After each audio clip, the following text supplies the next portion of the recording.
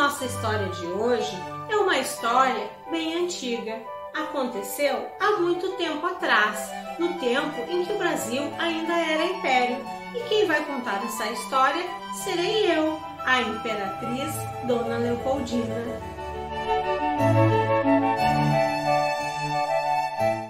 Eu nasci na Áustria, na cidade de Viena. Como princesa, tive uma educação privilegiada, aprendi a falar várias línguas. Estudei política, pintura, filosofia, teatro e música. Adorava Beethoven.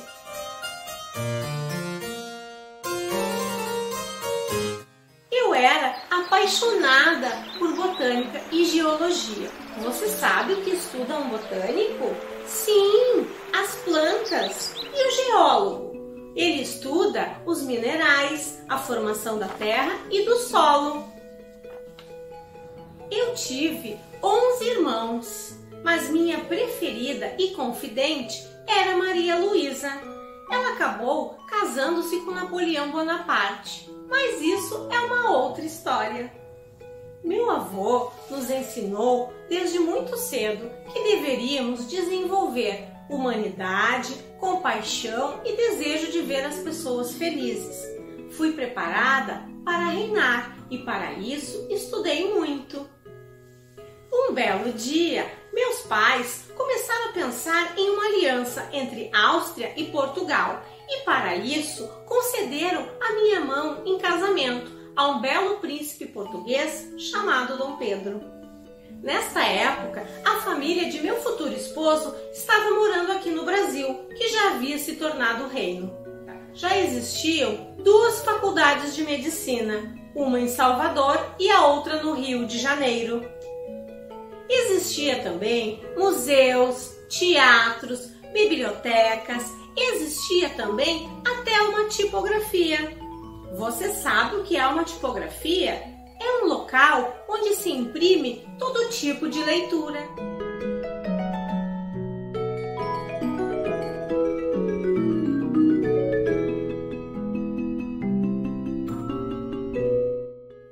Enfim, eu havia estudado um pouco sobre o Brasil e estava muito entusiasmada em vir morar aqui. Vocês acreditam que o príncipe Dom Pedro e eu nos casamos por procuração? Isso mesmo! O nosso casamento aconteceu enquanto eu morava lá em Viena e ele aqui no Brasil. Nós nos conhecemos mais ou menos 5 meses depois de casados. Viajei de navio. Este era o único meio de transporte entre os continentes. É verdade, naquela época não existia avião, não. Foi a primeira vez que eu vi o mar. Eu continuava encantada por ciências naturais e como o pai de meu marido, Dom João VI, já havia liberado os portos e a entrada de estrangeiros em terras brasileiras, eu aproveitei e trouxe junto comigo pintores, paisagistas, botânicos e zoólogos. Os zoólogos estudam os animais. Eu não via a hora de chegar ao Brasil. A viagem durou 86 dias no Oceano Atlântico e então chegamos àquele que seria o meu destino.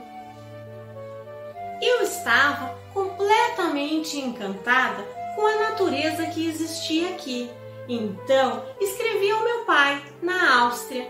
Nenhuma pena, nenhum pincel é capaz de descrever a beleza deste lugar.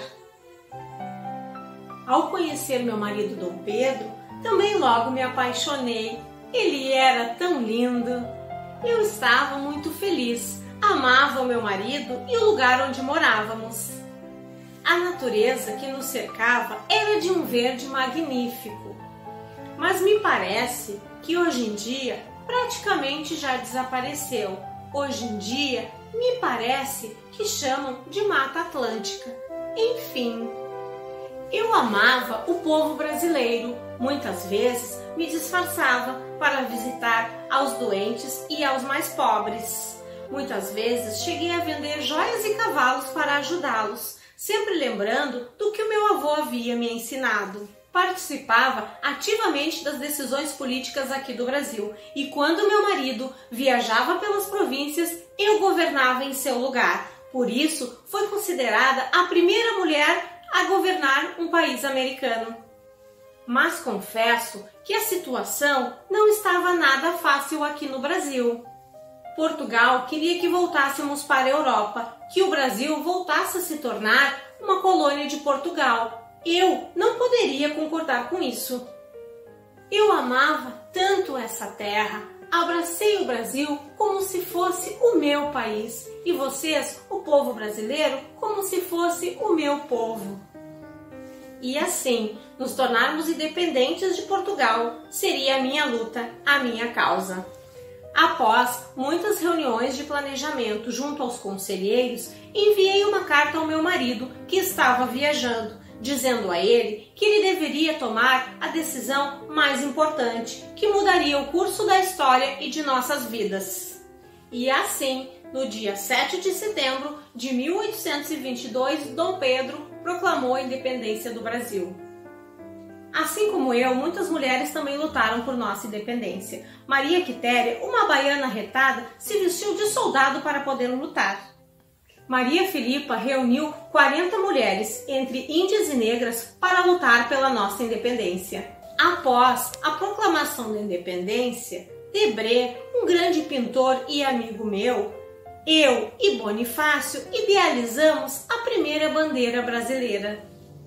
Ela teria as cores verde, simbolizando a família de Bragança, Casa de Portugal, e amarelo, simbolizando a família de Habsburgo, na Áustria, a minha. Fiquei sabendo que anos mais tarde mudaram a bandeira, mas mantiveram as suas cores, verde e amarelo, e agora você já sabe de onde elas vêm. Dom Pedro e eu tivemos muitos filhos. Um deles você vai estudar bastante, se chamava Dom Pedro II, e minha neta, Princesa Isabel, você também vai estudar. E aí, gostaram da minha história? Eu espero que vocês amem o Brasil tanto quanto eu amei. Hoje me sinto um pouco triste por saber que a Mata Atlântica e tantos outros biomas que tanto me encantaram hoje estão desaparecendo. Tem espécies que até já se extinguiram.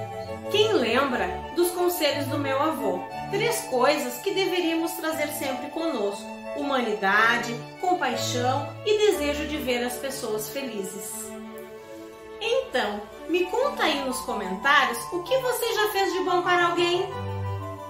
Brincou e animou um coleguinha triste? Colocou água para um cãozinho sedento? Quem sabe ajudou a mamãe a fazer algo que ela precisava? Conta aí nos comentários, eu vou adorar saber. A nossa história de hoje contou um pouquinho como foi a nossa independência. Também nos mostrou que mulheres decididas sempre terão grande influência nas mudanças, na política e na história. E isso nós provamos através de evidências. Espero que vocês tenham gostado da minha história. Tchau, pessoal! Até a próxima!